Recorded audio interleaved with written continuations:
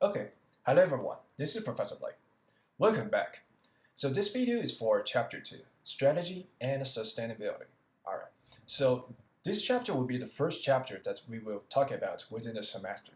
Alright, so although this chapter is introductory level chapter, it's very short, alright, but actually this chapter is very important because actually in this chapter, we will kind of give you a quick sense about uh, how it will relate to different topics within operations management field.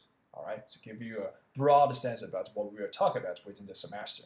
All right, so let's start today's main topic. All right, so first of all, let's look at the learning objectives of this chapter. All right, actually, the first learning objective would be the broad objective that we want to understand within this chapter. Right, we want to know what a sustainable business strategy is and how it will relate to operations and the supply chain management. Basically, we try to integrate the sustainability concept within the supply chain management uh, process. All right. Actually, the supply chain management topic is the main topic that we will deal with within the whole semester. Okay. We will talk about many different subtopics within this whole field during the whole semester. All right. But here we're trying to integrate the sustainability concept with the supply chain management. That's what we will talk about within this within the chapter 2, basically. All right. But actually, before we can get a good sense about, what a sustainability business strategy is, we first need to understand what is the operation and supply chain strategy itself means, right? What this means. And besides that, we need to understand why actually we need the operation and supply chain strategy for the firm, right? Every firm needs the operation and supply chain strategy. Why we need it? Why it's important, right? After we know what it is and why we need this operation supply chain strategy, then in the next step, we further try to understand basically how we can effectively implement the operations and supply chain strategy. All right, that's actually very important. So the fourth learning objective, yes. So actually, in the later chapters, we will detailedly talk about some different type of the operations and supply chain strategies. Okay, but here we will give you a brief introduction about those different strategies. Okay, but what we try to illustrate here is that actually, no matter which type of strategies you use, all right, you are actually incurring the corresponding different type of business risk. So every strategy has to face the corresponding business risk. Okay, and even if, let's say you are a firm, all right, even if you already figure out the business risk, okay, within that certain type of strategy, okay, you still need to have the specific planning in order to protect your firm from, those type of business risk happening, right? So we will talk about basically what different strategy will incur what type of business risk, okay, and for those certain business risk, what we need to do, what we have to do in order to prevent, our firm from the damage caused by the business risk from this specific strategy. All right, that's what we will talk about. Okay. Finally, we will also talk about how to evaluate the productivity in operations and supply chain management. All right. So as a firm, you can even imagine, right? As a firm, everyone actually cares about the productivity during the process. All right. You may not only care about your own productivity, you may also care about your competitors' productivity, right? You want to build up the competitive advantage when compared with your competitors, all right? So you can even imagine actually for this specific learning objective, we will have some smart calculation here, all right? But as long as you understand what means by productivity, all right, it will be very easy to calculate, all right? So this chapter we won't actually incur too many calculation, all right? And I will use actually 3 different problems to help you illustrate, the productivity calculation process in this operation and supply chain management. All right. So let's start from the beginning. So even before we start to talk about sustainable strategy, all right, let's first talk about the firm's strategy in general. All right. So as I say here, the firm strategy basically describes how it will create and sustain value for its current shareholders. All right. So actually, in old days, right, this would be the very standard definition about firm strategy, right? As soon as the firm can create, can sustain, can maximize, the value for its owner. Who is the owner? The shareholders will be the owner. As soon as this firm already, issue stocks on the, let's say on the stock market, all right? Then we can say, okay, this firm already reaches the strategy, right? So basically, for a firm, no matter within different type of industry, in old days, the firm strategy basically is just to create, sustain, and maximize, its owner's value, which is the shareholders' value. All right. That's why here you see that actually here the shareholders basically are the individuals or companies that legally own one or more shares of the stock in a company. All right. Here we are actually when we illustrate it, we use the big company as the example. What means by big company? As long as this company, let's say for those S&P 500 company, or for those companies that actually already issue stock within the market. All right. So because actually we use those big company as the representative companies. All right. So here, let me actually make it very clear. All right. So like I said, in the old days, the firm strategy is just what I just mentioned here. All right. But you already can feel that actually in current days, right? When firm build up or set up its own strategy, okay, it seems that the firm not only just caring about the care about creating or sustaining or maximizing the value for its current shareholders. Okay, it seems that they care more about it. All right, they also care more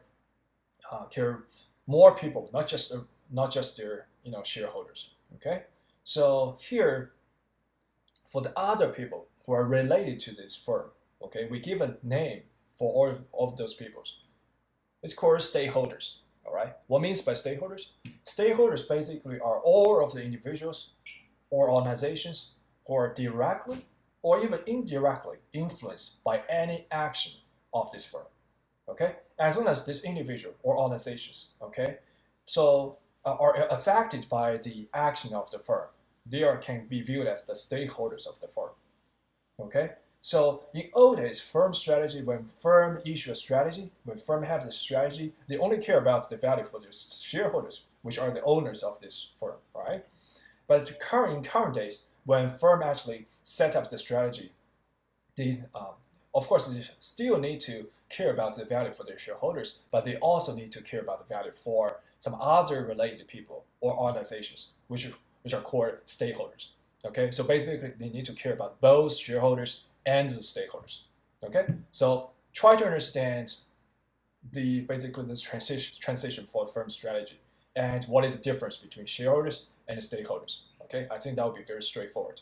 All right, now since firms in current days now, since firms care about not only shareholders but also care about the stakeholders. All right, then what is the final goal? What is the final goal of when actually firm basically make their strategy, right? So here we need to introduce the concept core sustainability. Okay, core sustainability. Okay, we need to, but before actually we incorporate the sustainability into the supply chain management process, we first need to understand what means by sustainability. Okay, what means by sustainability. All right. So basically, sustainability, all right, incorporates three different areas. Okay, sustainability incorporates three different areas. Okay, which is actually related to firm strategy. Okay, these three different areas are basically listed here. Okay, are fully listed here, or we can use this graph to kind of illustrate the three big important aspects that actually within the sustainability strategy concept. Okay, so in sequence, they are called economic prosperity, okay, prosperity, the environmental stewardship, and also social responsibility. Okay, I can tell you that actually in the old days, okay, when firm built up strategy, right? I say that actually they only care about the value of their shareholders. Okay, so basically in old days, without sustainability idea, okay, the firm only care about one aspect, which is economic prosperity. Okay, the firm only cares about economic prosperity. Okay, but in current days, right, as I said, right now the firm not only care about their shareholders, they also care about their stakeholder, right? By actually incorporating the concept of the sustainability. All right, that's why here when we talk about the sustainable strategy for firm, all right, we further introduce these two different aspects, which are called environmental stewardship and also the social responsibility. Okay, then what means by environmental stewardship and the social responsibility? Okay, why we need all these three, which actually consist a name called triple bottom line. All right, within the sustainable strategy, actually it's very intuitive, right? So first of all, related to the social responsibility.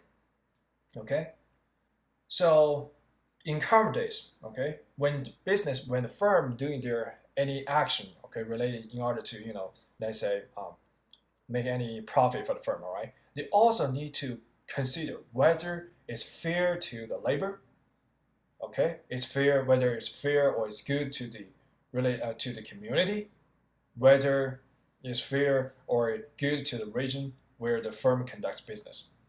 Okay, it's actually very very um, intuitive because let me give you a quick example, right? So in all days, right, if the firm only care about making profit for their owner, right, they may actually take advantage on the, let's say, the employee, right?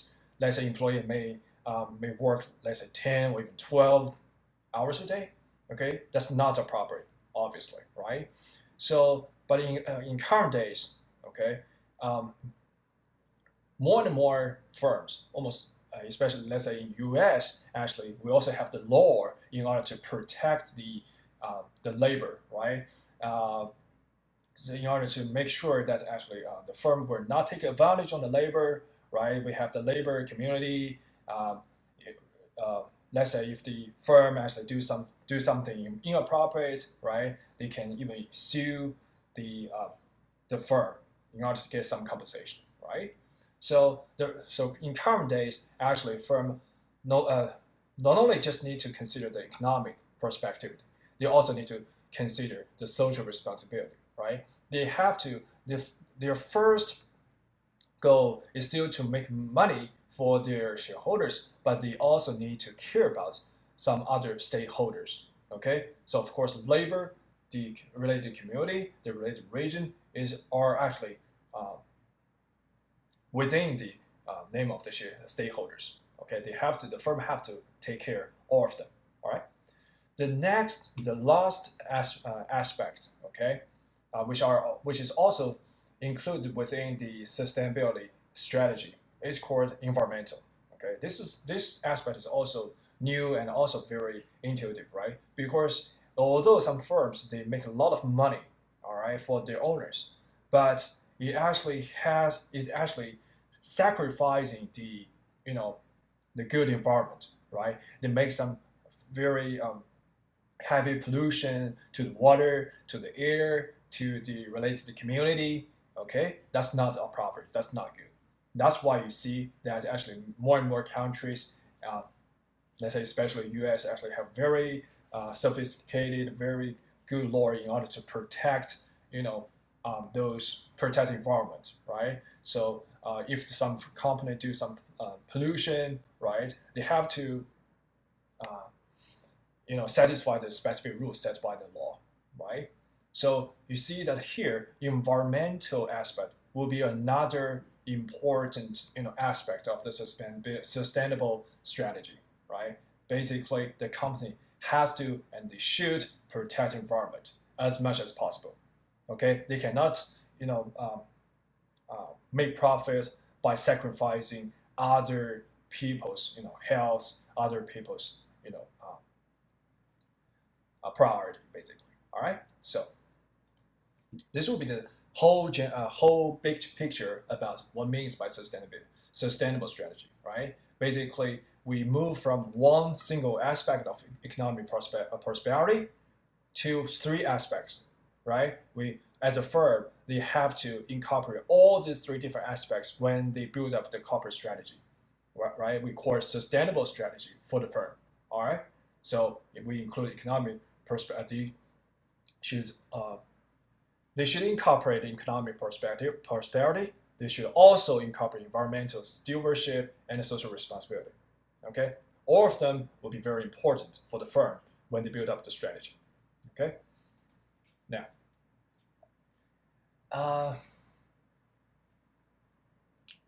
yeah, now let's get back a little bit. All right, let's look at the operation and supply chain strategy. All right, this actually, since operations and supply chain management itself would be the main topic that we will deal with within the whole semester. Okay, but let's give you a quick sense about what it means in general picture. Okay, so we already talked about the corporate strategy, right? We know that for a firm in old days they only care about making money for their owners, but now they also care about the environment and also they need to care about the social responsibility, right? But let's say for a firm, if they already set up the corporate strategy, all right, but why we still need the operation and supply chain strategy? Okay, you know that actually you can see that actually basically corporate strategy is not equivalent to operation and supply chain strategy. All right, corporate strategy basically at the most top side of the firm. All right, that's the largest top. Basically, that's the largest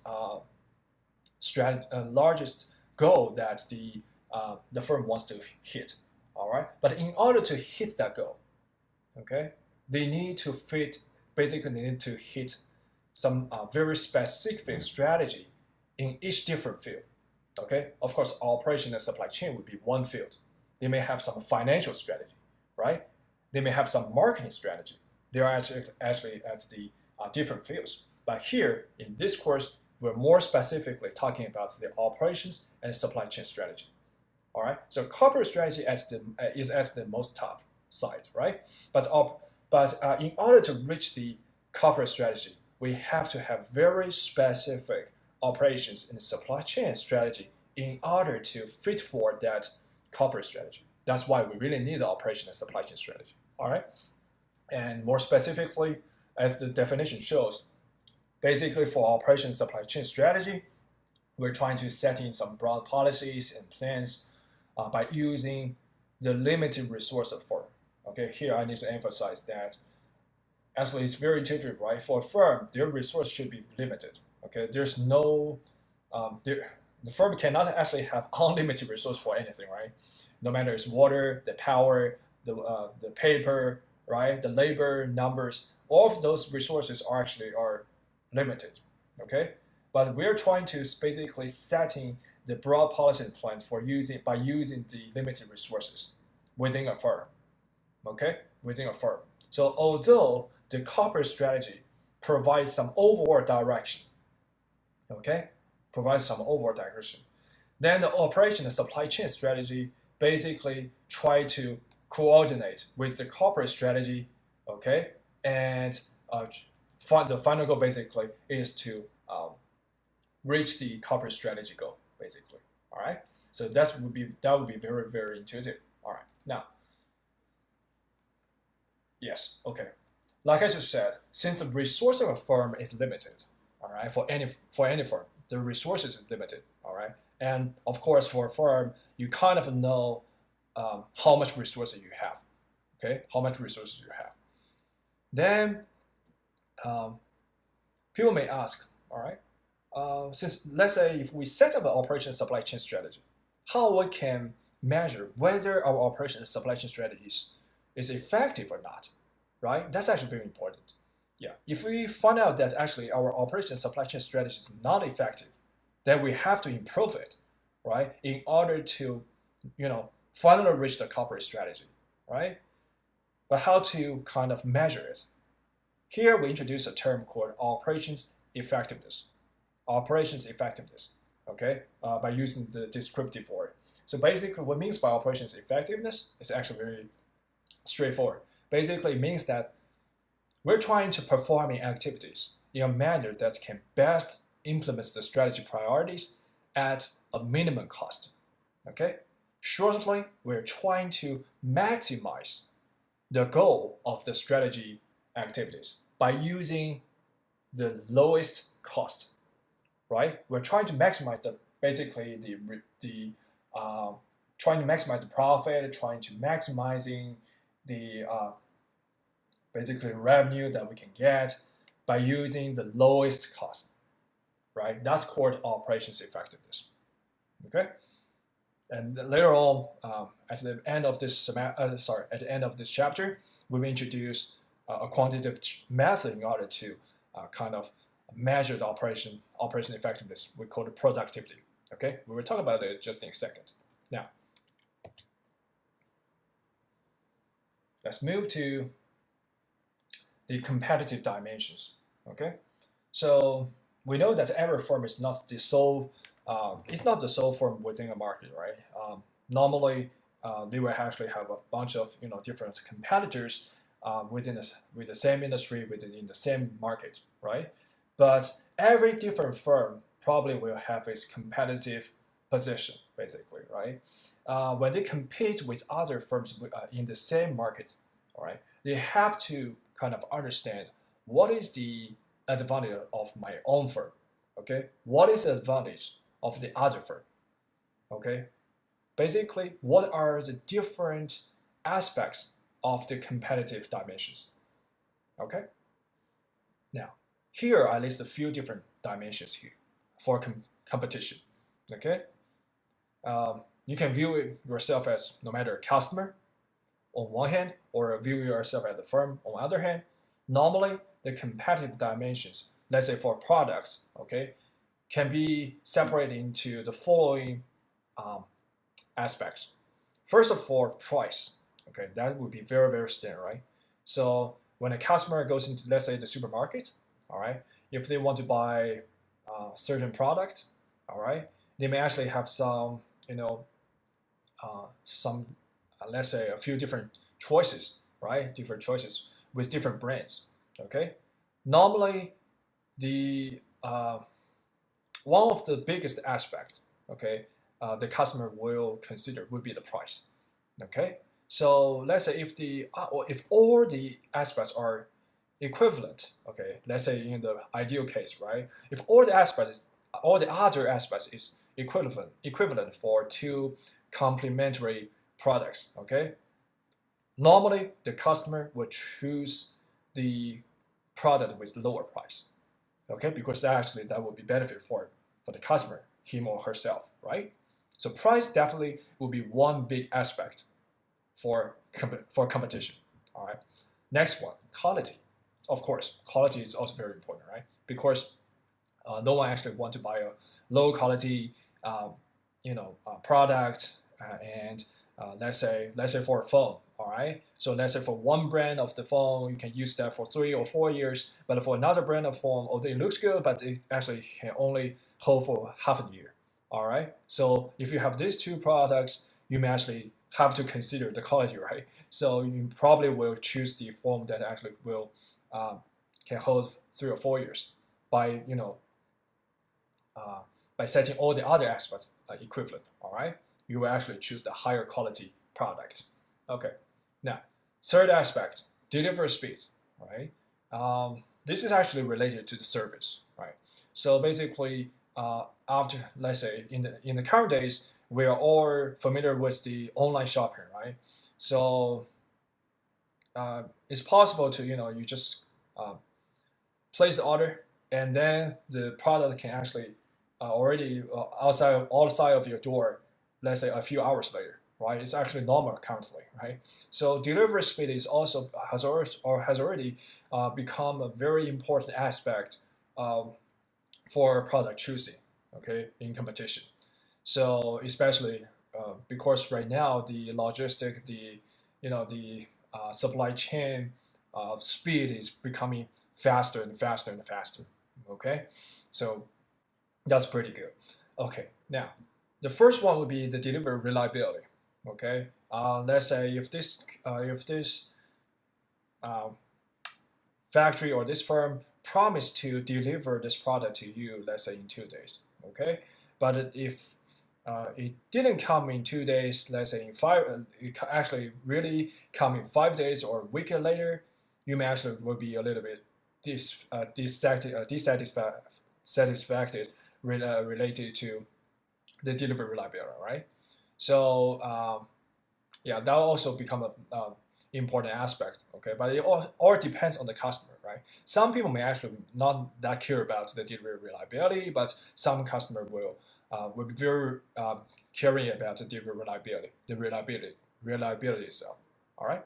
So we also have some other aspect like the coping with changes in demand, the flexibility and the new product introduction speeds, right? So let's say for iPhone, they almost generate a new generation every year, right? And for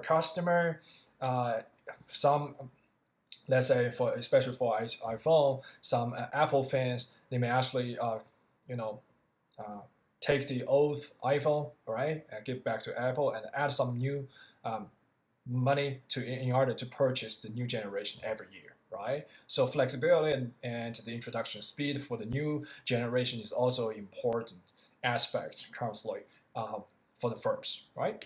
Or some other product specific criteria, right? Whether your after sales support is good, right? Whether this product is friendly to the environment, right? Whether you actually have strong technical assistance. These are all aspects that actually people or customers are caring about, right? When they buy or purchase some different type of the products. Okay, as I said, whether each different dimension, okay, whether each different dimension is important or not depends on who you are, right? Basically, it depends on the customer, him or herself. Also, it depends on the product characteristic, right? Maybe some products is actually very highly depending on the price. Some products actually are highly depending on the quality, right? So every people may have their own different weight um, related to the different aspect when they try to uh, purchase different products. Okay, maybe for one specific uh, product, right? This customer may be very caring about the price, but for another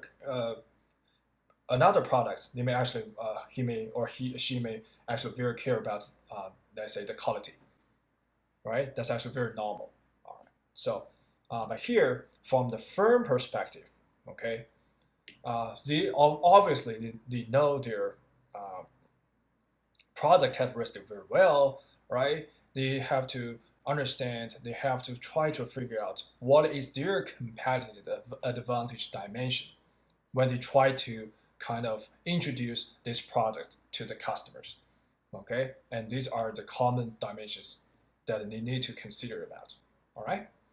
Okay. Here, although we list all of different types of the competitive dimensions or different aspects, all right, as a firm, they cannot basically try to maximize all of these aspects simultaneously. It's even impossible. Think about why. We know that basically for every aspect, if you can um, basically if you can maximize or if you can optimize every aspect to the best level, that's good, right? That's perfect. That's ideal, the most ideal product for the customer.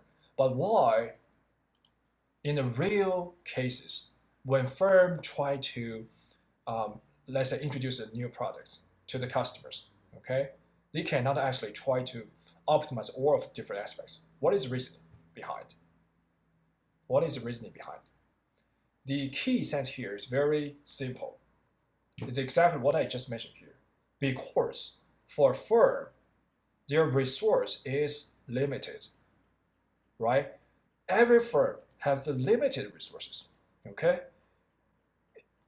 Even if it's possible, okay, for a firm to introduce a perfect product to the customer, okay, lowest price, best quality, best delivery speed, best reliability, all right, they still need to actually um, face a huge problem. What is that? They have to incur a huge cost in order to reach that goal, right? But that's not operational effective, like I show here. It's not effective for the firm, right? Remember, what is the first goal for a firm? The first goal for a firm is to making profit, making value for their owners, right? If they improve their products by increasing a very high cost, that's actually not very effective for the firm, right? So normally when a firm tries to introduce the product to the customer, they have to decide which parameters or which specific aspects, okay, are the most critical aspects, okay? And after they decide, let's say one or two or three aspects will be the critical aspect that they need to improve, all right, they will concentrate on those, different aspects or different characteristics, okay, by using their limited resources. Okay, that's actually very intuitive, right? They focus on the aspect that they try to improve in order to increase their competitive advantage. All right, that's what the firm actually do with the real business applications. Okay, although ideally, if we can improve all of the aspects, that's good. But since our resources are limited, we probably can only focus on some aspects that are most important to us. Okay, which also depends on our corporate strategy, basically, right? If we view some aspect as important, then we will focus on that, right? All right. So here, like I show here, basically, we give you a very quick example, right? Let's say if this firm is focusing on the low-cost production, right? If we think basically the price is very important for this product, okay? Actually, for certain type of product, especially for some vegetable, for some, let's say, for potato, tomato, this different type of the vegetables, actually the price itself is actually kind of very important, right? So if the firm is focusing on low cost production, okay, he may be not that caring about whether they will introduce some new products quickly or not, right? So basically, when we're focusing one or two or three, even three aspects, we have to sacrifice some other aspects simultaneously, basically, all right, because our resources are limited, all right. So keep in mind, basically, our final goal is to using the limited resources to optimize to optimize the aspect that we are trying to focus on based on our corporate strategy. That's the key point of the firm's strategy. All right. Now, here we introduce a strategy actually called straddling, okay, which is called straddling. So in current days, actually many firms is doing this way, okay, but they may ignore the inherent risk within this process, which is called straddling. All right, what means by straddling? Straddling is very simple. It's trying to seek to match a successful competitor by adding the similar features, services, technologies to their existing activities. So simply, if I am a firm and another firm is doing better than me, okay, then I probably will look at their firm and see what is their competitive advantage. Okay, I probably have my own competitive advantage, but of course, since that guy is more successful, he probably will have their own competitive advantage. Okay, and in most cases, the firm may say, okay, since he has some or she has some competitive advantage, if I can learn from them and add to my own features, that would be perfect. Is that perfect? Actually, in certain level or in certain extent, all right, that will actually be beneficial to your product. But it is also a risky strategy, okay? Because by adding some other features or services or technologies, okay, by directly trying to put their competitive advantage to your own products, sometimes it's dangerous. The reason is that, first of all, if you're directly trying to add their features or services or technologies to your own products, you will incur higher cost, right? It depends on whether your resource is enough or not. Okay, if you are not actually very adequate yeah, if you are not very adequate about your resources, all right, if you still do that way, it may actually will hurt your supply chain management process. All right, that would be the first thing that it may be very dangerous.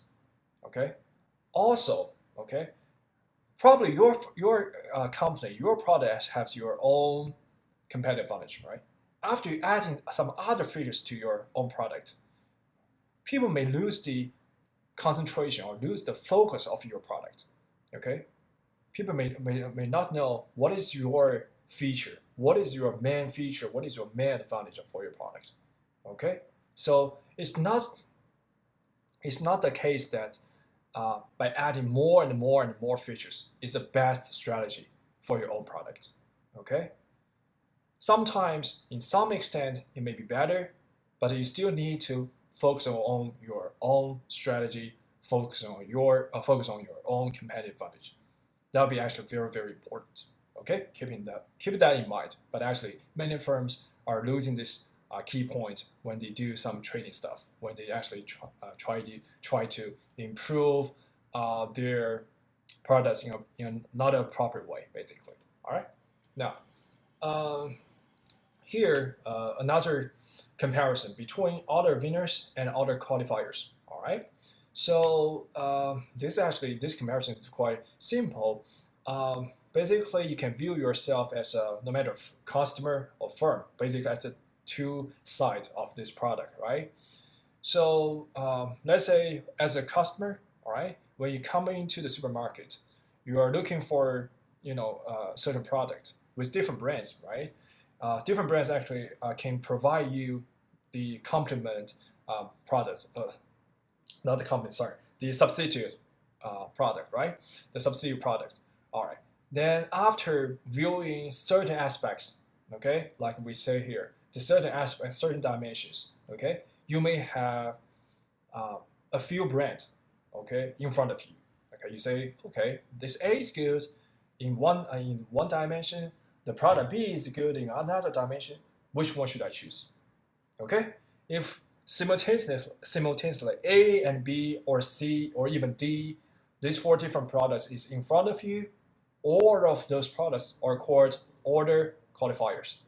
Okay, all of them are called order qualifiers. So basically, let's say after the first round of screening the dimension, all right, you are actually making every product as the candidate that you probably will purchase. All right.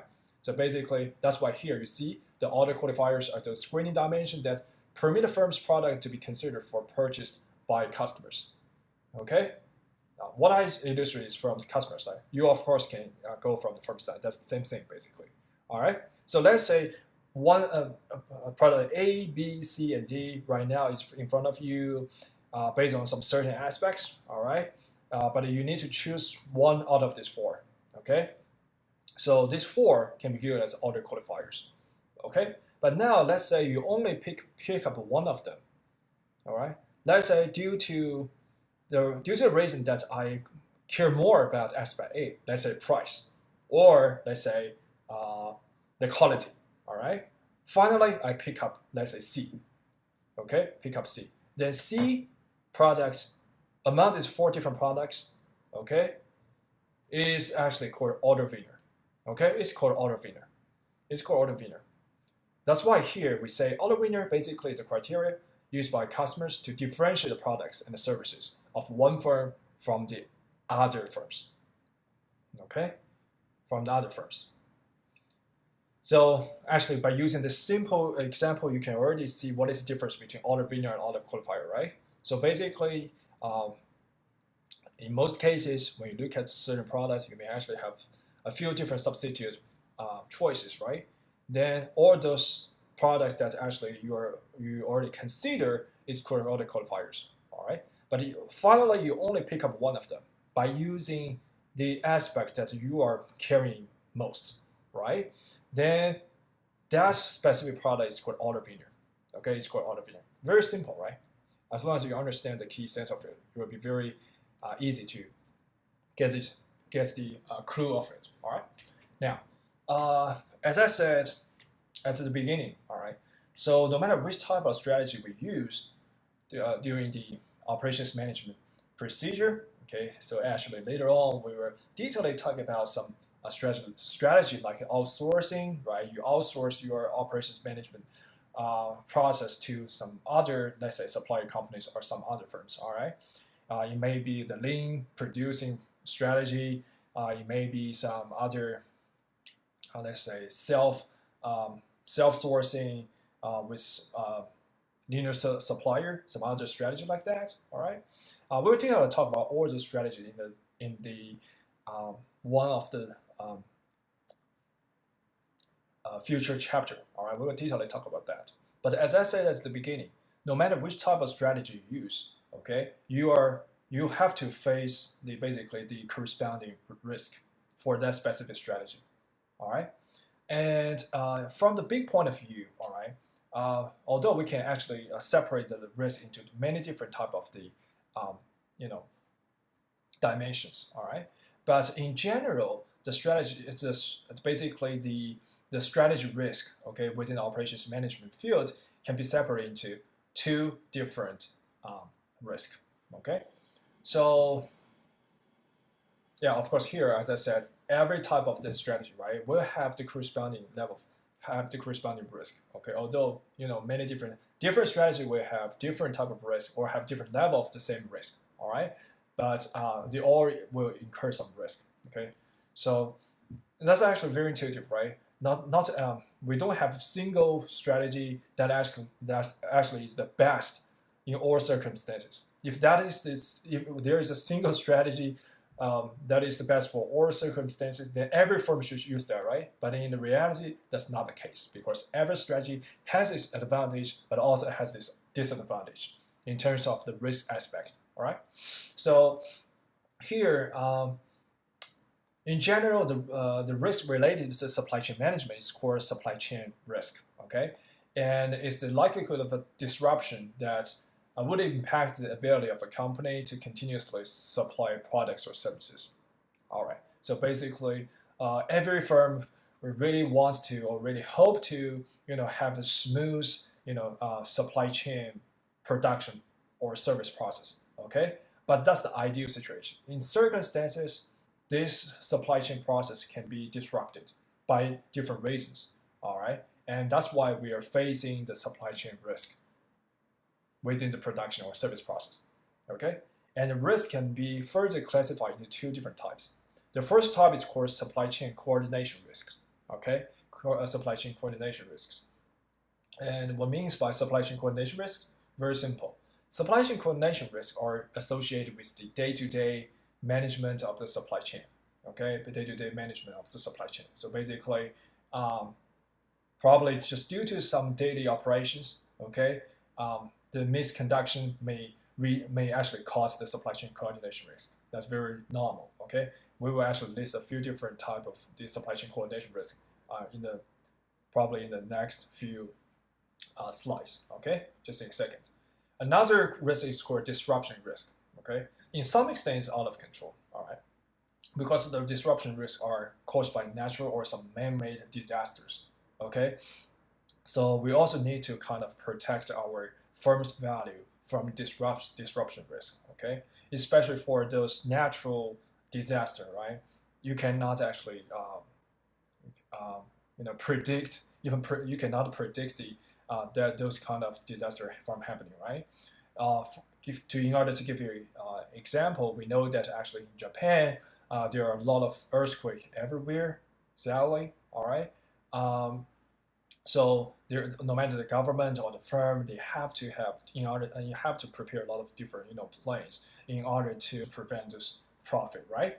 So this will be the cost material related to the assessing risk. Okay, now let's further move to the risk management framework. Okay, we already talked about something related to the risk itself. Okay, but we know that even if we already can figure out or identify the associated risk related to the specific, the supply chain strategy. Okay, the next step is to basically have the very specific planning in order to protect the firm's value from damage, right? That's very important. That's why here uh, we will also introduce the topic related to risk management. Although actually in the later chapter we will detail talk about risk management. Okay, here we just want to give you a quick sense about why we need a risk management, right? Because in the key sense, basically we're trying to um, protect our loss from from this risk happening. Okay, that's actually very important. So we will talk about some risk management framework and also talk about some strategy related to risk mitigation. Okay, so from a big point of view, basically when we're dealing with the risk management framework, first of all we have to first understand, okay, why we have those potential disruption. Okay, where is the source of those potential disruptions? Okay, where is it come from? All right. After we can identify the potential disruption, okay, we need to further assess what is the impact of this risk. Okay, is it very big or is it also acceptable? Okay, that's actually what the level itself needs to be assessed, basically. All right, it's actually very important. Then, for the most important or the most severe risk, for let's say for your firm strategy, you have to develop some plan in order to prevent uh, losing too many values of your firm when this risk happening. Okay, so that's the thing you have to do. You have to have the plan B in order to mitigate the risk. Okay, so here are some very specific risk showing here. Okay, actually the more detailed information is listed within the chapter 2 um, textbook. Okay, as I said with the syllabus, the slides I'm talking here is giving you some important aspects that we cover within chapter 2, but you guys still need to read chapter 2 entirely yourself. Okay, if you have any question, please let me know. All right. So here I list 4 different risks, like let's say the natural disaster, the country risk, right? The supply failures, the logistic failures, right? And here I also list some corresponding risk mitigation strategy. Let's say for natural disaster, all right? So we cannot fully predict um, at what time the natural disaster will happen, right? That's impossible. So in order to prevent, our firm value, right? Probably the firm have to have some contingency planning. Okay, let's say move to an alternate size, or yeah, providing some more sophisticated equipment, something like that. All right, or buy some huge amount of the insurance um, that will actually cover the damage that it may have within the natural disaster. Right. So that would be the risk mitigation strategy, very specific strategy in order to mitigate the risk damage, basically. All right. Or let's say for the other type of risk, like the country risk, right? So you may hedge the currency, you may produce locally instead of using outsourcing way, right? Also for the supply failures, you may choose multiple supplier, right? Instead of just using one big supplier. That's also alternative strategy, right? Yeah. Okay.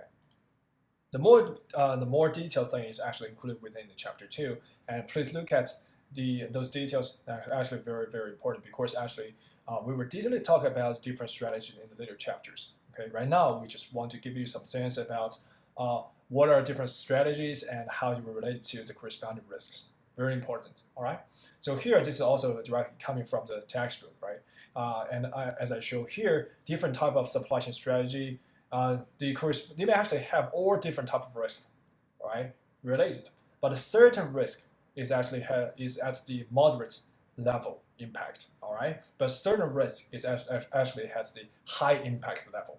Okay, and you can see that here at least 4 of those different strategies, like outsourcing, sole sourcing, lean practice, or distribution hubs. We will detailedly talk about all these different type of the strategies in the later chapters. All right, but here you can see that for every different supply chain strategy, right, they probably will incur most of the risk, business risk, right, at different levels, right. Let's say for outsourcing, right, the natural or the human-made disaster, this aspect of risk probably will be not that big. Okay, but for the country risks, network provider failure, regulatory risk, or quality risk, by using outsourcing, probably this risk level will be higher, right? For example, for the quality risk, right? So if you outsource to the, let's say if you outsource your production process to the other factory, you cannot fully control it, right? Because some other factory is doing it for you, then you cannot fully make sure that your quality is good well.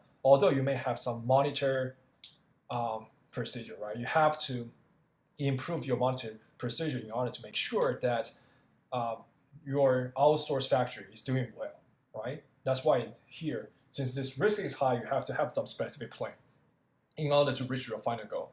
That's actually very important. Okay, so now let's move to the last topic of this chapter, which is called productivity measurement. All right, so since we already talked about different type of supply chain strategies. We talk about why it's important, what it is, why it's important, how we implement it, and we also talk about briefly talk about the different risks that you may associate during this procedure, right? But finally, people may still wonder, all right, if I use certain type of supply chain management strategy, how I can measure whether this supply chain strategy, whether the supply chain management strategy is well or not well. Okay. Conceptually, we can say we use the term called operations effectiveness, right? The operations effectiveness, like I show here, right? The operations effectiveness, right? But quantitatively, we also try to use a way to illustrate the operations effectiveness of the supply chain management strategy for the firm, right? We call it productivity.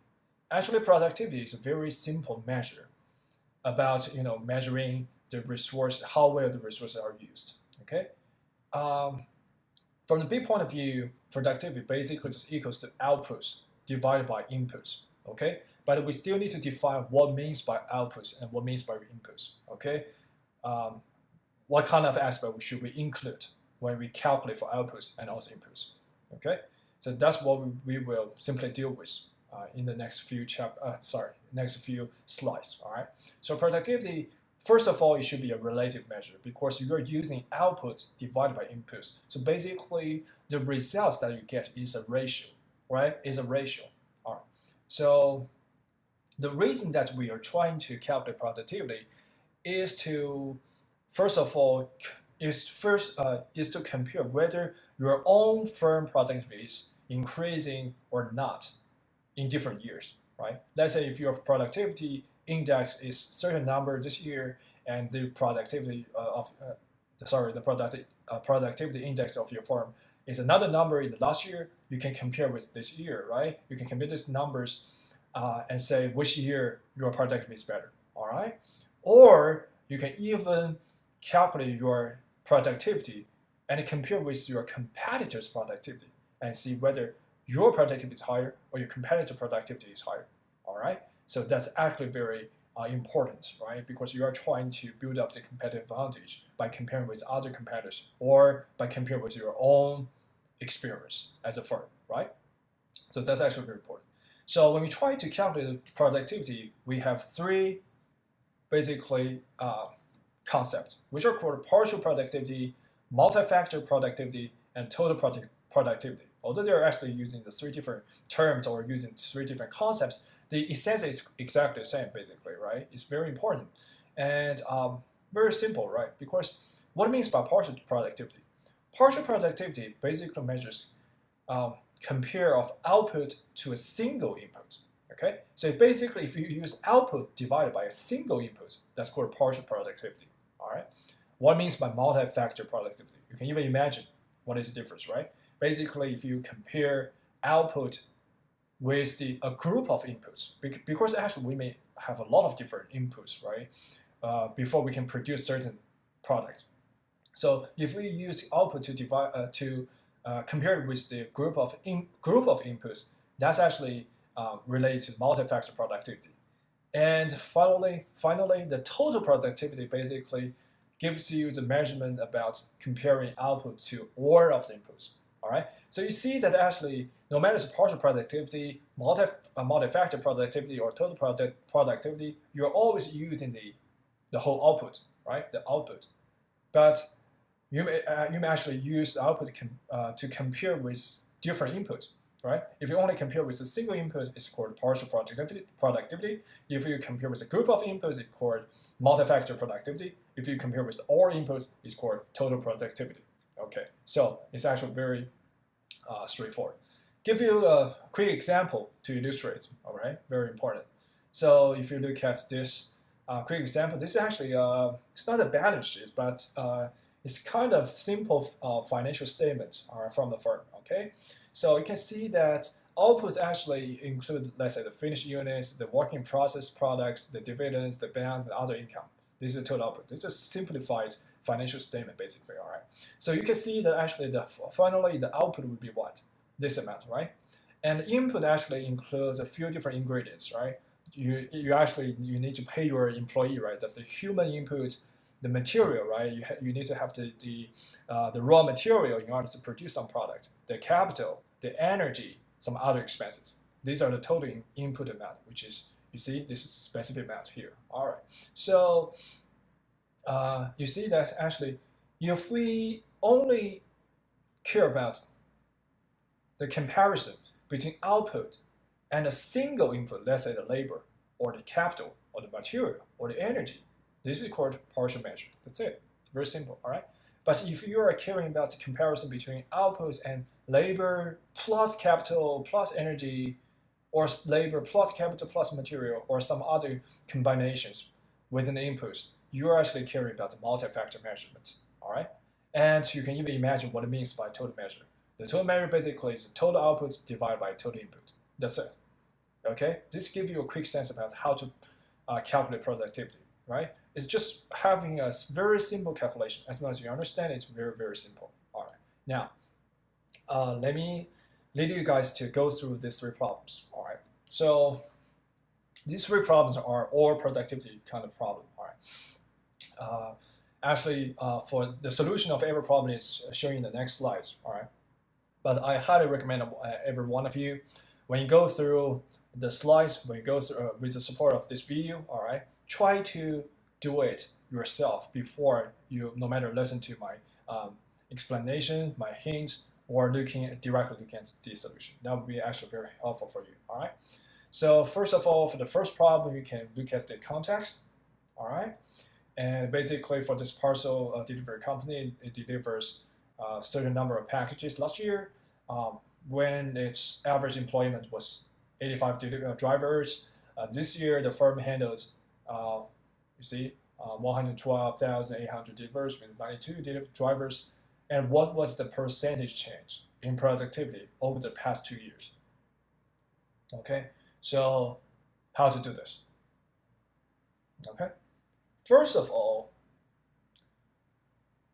for this calculation, all right, for this problem, okay, let me give you some hints. All right, first of all, for every year, right, we basically have 2 years information for either for last year or this year, right? And for no matter last year or this year, you only have one output and one input, right? The output basically is a package delivered. Although the amount is different within last year or within this year, it's different, all right? But you only have the one corresponding output. How about the input? You only have one corresponding, right? What is that input? The number of drivers, basically. Last year, you have 85 drivers. This year, you have 92 drivers. Okay? So it would be very simple to directly calculate the productivity for every year, right? No matter it's for last year or this year. It would be very, very simple, right? You just use the division. Basically, you're getting the result. Okay, so that would be the first step you need to do. After you get the productivity for every year, look at my question. I'm asking, what was the percentage change in productivity over the past 2 years, right? That's my question. I'm not actually asking you what is the productivity for these 2 specific years.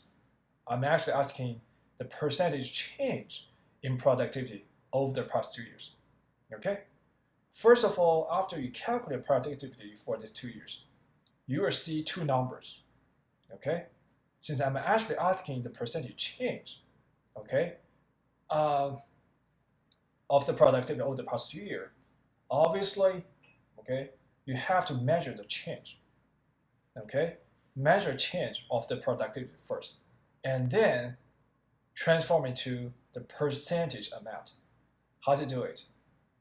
First of all, you have 2 years, last year and this year, right? You can use your this year's productivity minus last year's productivity. That's your change, right? And then divide it by, because we are talking about the percentage change, right? But what is the basement when we calculate the percentage? The basement should be this year productivity or last year productivity. You should use last year's productivity, okay? Because remember your mind, all right? The change is from last year to this year. So it starts from last year to this year, okay? So when you calculate the ratio, the basement or the denominator should be using the starting point, which is last year's productivity, okay? So that's why here you can use this year productivity minus last year productivity divided by last year's productivity in order to get final result. That's my hint, okay? Try to do it yourself. Now, problem 2. Yeah. In this problem, basically, after you look at the context, all right, you can see that basically we have include two different kind of contracts, right? One is called Navy contract, one is called Army contract, all right? Within every contract, yeah, actually, to tell you it produced for how many devices and took how many workers contribution in how many times, basically, right? And what I'm asking is to calculate productivity for both Navy and Army contracts in units produced per labor hour, okay, per labor hour. So let me ask you the question. In order to calculate this productivity for both Navy and Army contracts, what is the output? I think output should be very straightforward for every contract. Output would be the devices, basically, right? For Navy contract, it would be 2,500 devices. For Army contract, it would be 5,400 devices. That's it. That's the output. But what is the input? Look at this. The input is the labor hour, right? Can you calculate labor hour? Yes, you can actually calculate easily, right? So for, let's say for Navy contract, it took 26 workers work, okay, for 3 weeks and have 40 hours per week, okay? Then you can easily calculate how many hours in total for every week, okay, for every worker. And in total, you have 26 workers. Then you can easily calculate how many labor hours in total you use in order to produce these 2,500 devices. Okay, and in exactly the same fashion, you can calculate for the Army contract. And after that, you just use the output divided by the corresponding labor hour that you get in order to get the final, productivity for both contracts. Okay, try to do it yourself before you look at the solution. All right, the last problem. A fast food restaurant serves 3 different burgers: hamburgers, cheeseburgers, and chicken sandwiches, basically. All right, there's 3 different burgers, and the restaurant I already tell you the restaurant counts the cheeseburger as equivalent to 1.29 hamburgers and chicken sandwich as 0.98 hamburger. All right, and I tell you that actually the employment is 7 full-time employee who each of them work 40-hour week per week. All right. If the restaurant sells 700 hamburgers, 890 cheeseburgers, and 450 chicken sandwich in 1 week, what is the productivity? Okay, what is the productivity? Still, okay, in order to calculate the productivity, this question is a little bit similar as the problem 2, but it's still different. But in order to calculate productivity, again, you know that productivity basically equals to the output divided by input, right? But here your output is not a single burger, right? It's not a single type of burger. It actually includes hamburger, cheeseburger, and chicken sandwich. Okay? Can you directly use 700 plus 890 and then plus 450 to get the output? No. The reason is that one hamburger is not equivalent to one cheeseburger, and also it's not equivalent to one chicken sandwich. Okay? I give you the equivalence relationship, right? A cheeseburger equivalent to 1.29 hamburger, and a chicken sandwich as 0.98 hamburgers, right? That's why basically in order to make all those three different types of burger equivalent, you have to transfer first before you add all them up. All right. So you have to first transfer this 890 cheeseburgers to the corresponding number of hamburgers. Also transfer this 450 chicken sandwiches to the corresponding number of hamburgers, and then add all them up. Basically, you will get the corresponding amount of hamburger and hamburger equivalent. All right. So that's your output. Then let's deal with the input. What is the input? Here, only this sentence is talking about the input, right? The input is basically your employment, the labor hours, right? It says that we have 7 employees. Each one of them work 40-hour a week. Okay, then you can imagine for all the 7 employees, how many hours they use within this week. Okay, and then that's your input. Okay, after you get the output and also the input, you divided these two, right, in order to get the productivity. Okay, the solution is already shown here. Okay, but I still, as I emphasized, try to solve it yourself before you look at the solution. That will be more beneficial to you. If you still have any question, please let me know. All right, don't hesitate. So this is all for the course material related to chapter 2. See you soon within chapter 3.